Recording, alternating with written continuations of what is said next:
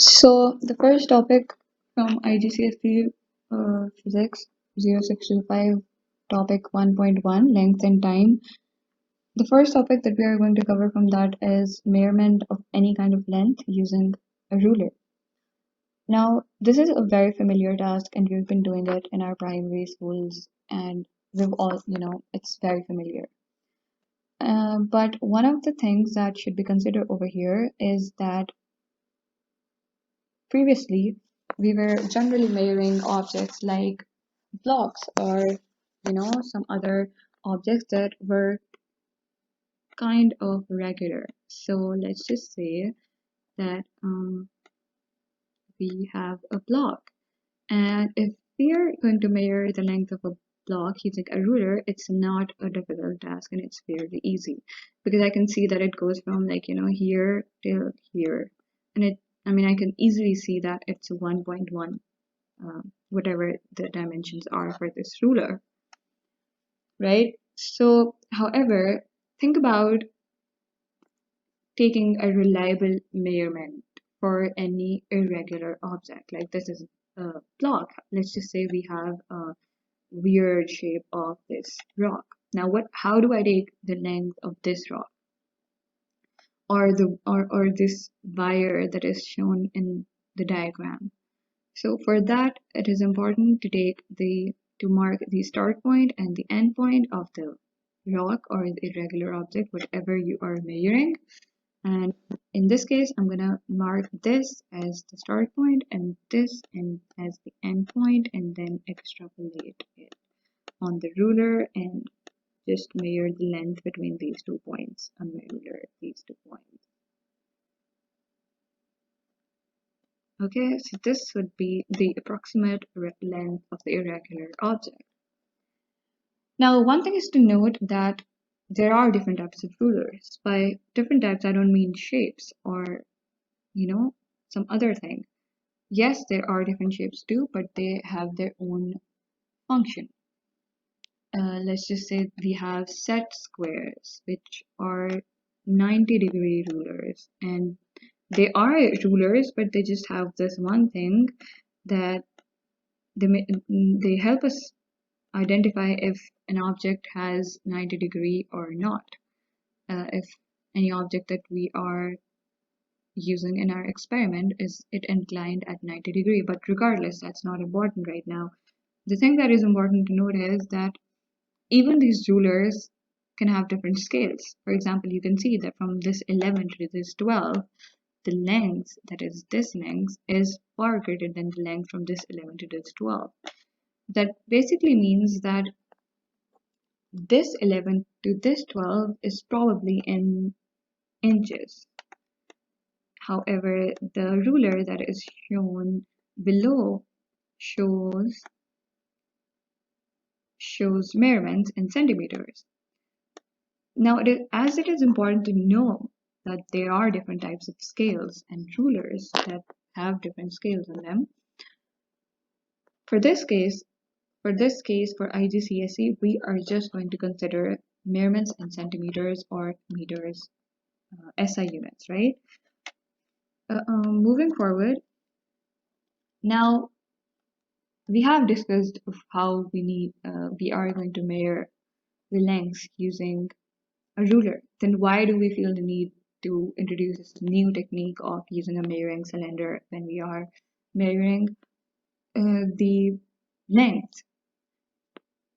The reason is that technique is not very reliable, and there are a lot of difficulties that we face when we are practically doing that.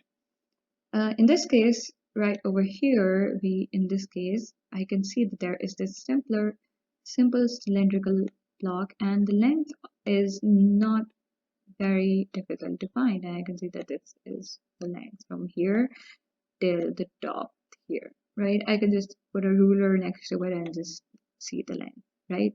But what happens when we have this rock, a very irregular object? Yes, I know what you thought. This is right. We can just put a ruler next to it and measure the length as we discussed earlier. However, the problem is that when we were measuring the length, the first thing that we basically do is finding the start and the end point that we are going to consider when we are taking its length. Now this object is really irregular, and I don't know if I need to take this as the start point or this as the end point, because it is a 3D object and it's very difficult for me to see what exactly the length is. So for this case, it is far much easier to just submerge it in water. When it is submerged in water, it sinks and it sits. So the point where it sits is ultimately the starting point, and the point um, where the tip is, it's the end point. So this point over here, I just mark it on my cylinder, and I know that this is the end point, and it's starting from the start, and that is how it is calibrated, and I just need to uh, just accept it. So now the problem arises that this volumetric cylinder, this measuring cylinder, it's not supposed to be measuring any lengths. It is in milliliters as mentioned over here. So what do I do to find out the length in meters or millimeters? For that, it is important to first calibrate your measuring cylinder in terms of centimeters or meters or whatever unit you're going for before your experiment or even after your experiment. For that, it's very simple. You just put your ruler next to it. Like let's let's just say this is your ruler, and I put it next to it, next to my cylinder, and it has these markings on it, right? So these are not uniform because I'm making them by my hand, so don't trust these. These are not to scale. 0, 1, 2. I guess this is enough. And let's just say that this ruler that I have made it is in centimeters, okay? Okay, right. So sometimes it is also given, I should note that the length is in meters or whatever that is. It is given most of the times, okay? If length if this is in centimeter cube, then we know that this would be 1 centimeter, or stuff like that. But however, it is still preferable that we opt to this technique and just trust this. So I put a ruler next to it, and I just see that how much is 1 centimeter in terms of the markings that are shown on my cylinder. So that is approximately this much, which is 50, 50, 50, 50, 150, and approximately 200, which is approximately 200 milliliter. Now, I'm not stating a fact. This is just something that we just observed from over here. This is just like a random observation or from this specific scenario. Don't, this is not a fact that I stated. 1 centimeter length is not equal to 2 millimeter or 200 millimeter, whatever that is. So it's just an example that I just stated. Next thing. Now we have measured the length using measuring cylinder. How do we actually measure volume? Now what is a volume of an object? Volume is basically the measurement of the space occupied by an object. And by that you should get an idea that it is the space occupied. So and it is a three-dimensional quantity. So it includes length, length dimension into length dimension into length dimension, length dimension into L, right? So it is a three-dimensional quantity. In order to find the accurate volume of a regular object, we have multiple formulas. For example, for sphere, we have 4 by 3 pi r cube. For a cuboid, we multiply all the dimensions, length, width into height or thickness. And for a cube, we have L cube. So the point is, what happens when we have an irregular object? Well, the way forward is that it's a very simple experiment that we take place, and the procedure for that is that fill a mirror cylinder with some volume of water or any uh, liquid that you feel like or that is readily available. And now record the starting volume, right? For example, we are taking this case right now. So in this case, the starting volume is 600, right? Now I know that the volume of the water that I had put in my mirroring cylinder is 600 milliliter. What happens when I put this stone or this rock, whatever this is, inside this mirroring cylinder? When I put this uh, stone inside the mirroring cylinder, the water level rises to 800 milliliter approximately, which is 200, which is 200 milliliter greater than what we had initially measured. How did this 200 milliliter came from? Well, now that is the answer. This 200 milliliter is basically the volume of the object that we put inside, and it is the volume displaced by the water. The water traveled 200 millimeter upwards and comes to this mark because this stone or this rock has taken its place from here, right? So we know that 200 milliliter of water, basically that volume is equal to that of this stone or this rock. This whole procedure is mentioned in this diagram, and I mean a formula is also given, which makes it very convenient that the ending volume minus the starting volume is equal to the volume of the irregular object. And it's not a steadfast rule that we just use irregular objects to find their volume. You can just put a block inside and it'll give the same result because it's physics, and the physics behind it is that the volume is basically the volume displaced.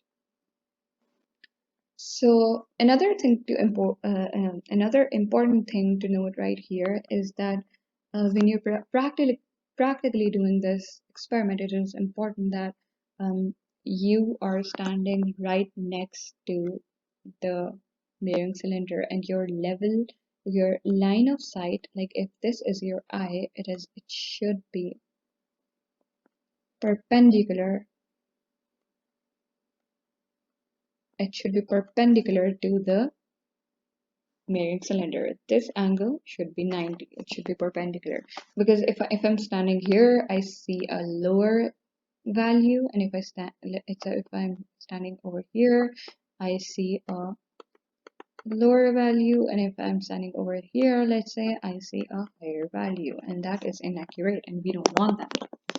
So moving forward, yeah, some important points that I just mentioned, and I will reiterate them again.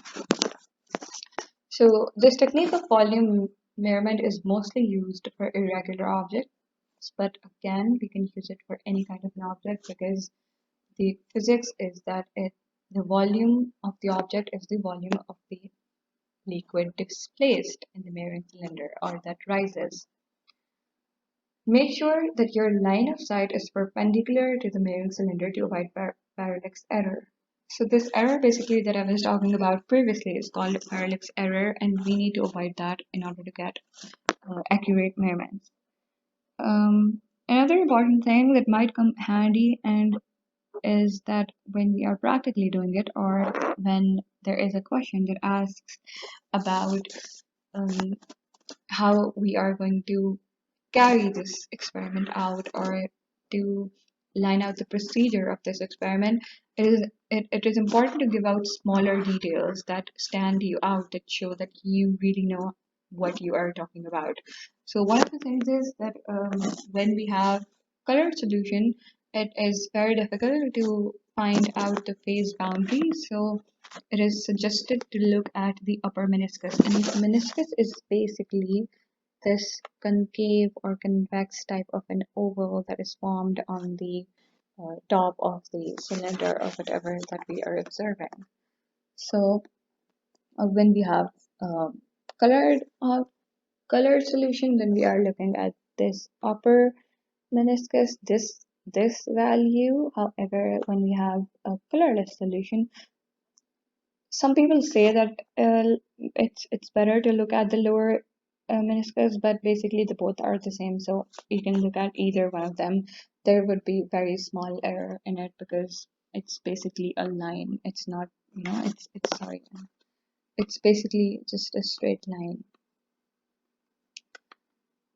Another thing, another important thing to note is that let's just say we have an object, um, like a very heavy object, and it is made up of very strong or very heavy metal.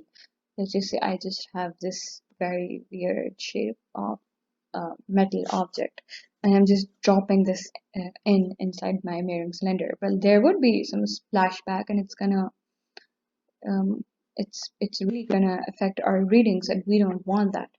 So, in order to make it precise and accurate, it is important that we are submerging this object or this irregular object very slowly, or another technique is that we use thread. Well, yes, there is also a problem to that the thread has its own weight, but again, that is very, very, very small, so that is negligible to the weight or the or to the volume that would be displaced by the object. So these are just some of the techniques that we consider when we are carrying this out practically. Now, the next topic is basically analog and digital watches. I'm gonna change this to analog and digital watches. So basically, what is an analog clock? Analog clock are the clocks that are generally used in our households, and they have three hands, one for hour, one for minutes, and the other one is for seconds. And we are really, used to of calculating or finding times from this type of clocks. And here it shows a clip art of analog clocks. However, this is the digital clock. Now, if I ask you to tell me the time right now, it would be very easy for you to tell me the time from a digital clock because it just shows you the time right over there. However, from analog clock, you will have to look to it for a few seconds and then come to me about that. So